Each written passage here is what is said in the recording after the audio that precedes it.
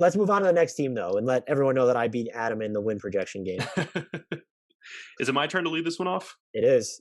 Detroit Pistons. I'm just gonna go with Saddiq Bey here. It's time for the world to catch up on how good he was as a rookie. Now that the Pistons are going to be more relevant, they have better pieces across the board, and Cade Cunningham getting national attention. So they're just going to be in the spotlight a little bit more. And I think that the recognition is going to catch up with the level of play because Saddiq Bey was a true two-way option as a rookie. He was a great shooter. He showed developing ball skills throughout the season. He was a versatile wing defender who could guard multiple positions and hold his own, again, as a rookie. So I don't think Bey is going to be anywhere close to the Pistons' best player down the road.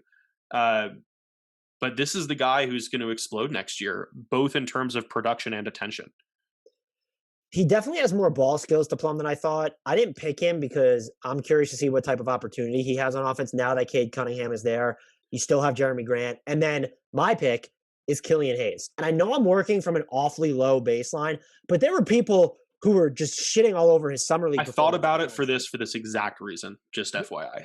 And look, this is what I saw from Killian Hayes. He played in fewer than 30 games last season. The efficiency was absolutely terrible. As a rookie, and usually as a sophomore, unless it's like, he's missing a ton of layups left and right.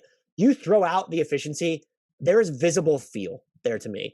He is crafty, Killian Hayes, when getting defenders on his hip, has exuded patience in traffic, and tossed some really artful passes. I think he'll be a better jump shooter, and that's why I'm not as concerned about his fit alongside Cade Cunningham. Killian Hayes shot 47.4% between 10 and 14 feet after rejoining the rotation. I think there is hope there for his jumper. He deserves patience. I think because the Pistons still aren't necessarily trying to be good, and maybe Cade Cunningham is a star right off the bat, so transcendent that they're kind of in Charlotte Hornets territory of last year, this year, but they have the freedom to experiment. And just when you look at the rest of the roster, they need a real true second shot creator. And I'm sorry, it's not Jeremy Grant. I don't view it as Saddiq Bey. And even when you're sort of looking at who is the best chance of being a co-all-star for Cade Cunningham that's already on the roster, Killian, I wouldn't pick anyone. Killian Hayes is the best bet to me, though. Just Jeremy Grant's too old, and I don't think his game's ever going to reach that level. There is, shout out to Detroit Pistons YouTube, which is extremely bullish on Isaiah Stewart and thinks that he's a future all-star. I think will be a good starting center, and we're high on, we did the podcast where we featured Isaiah Stewart as I think one of the most underrated players in the league. But it's Killian Hayes. You got some all Hardwood Knocks mentions too. Yeah, maybe that's where it was, but whatever. It could be Saddiq Bey, but I think because we haven't seen enough of Killian Hayes, there's going to be more opportunity there for him. And I really think even working from that ultra low rock bottom baseline, we've just veered too far. Can we plead? Like, this kid isn't even old enough to drink yet and barely played in the NBA. So I still think that he has a chance to be good.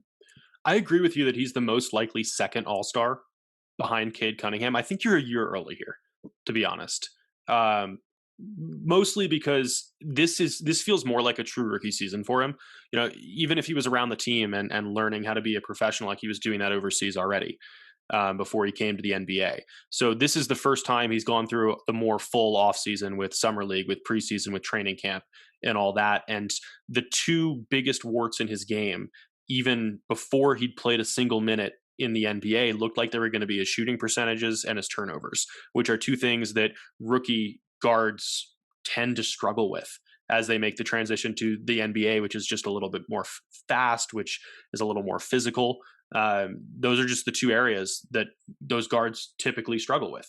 So I think that we're a year away from that because he's still going to go through the difficulties before he can get over those hurdles, starting from such a low point, and just has a little bit too much to work on.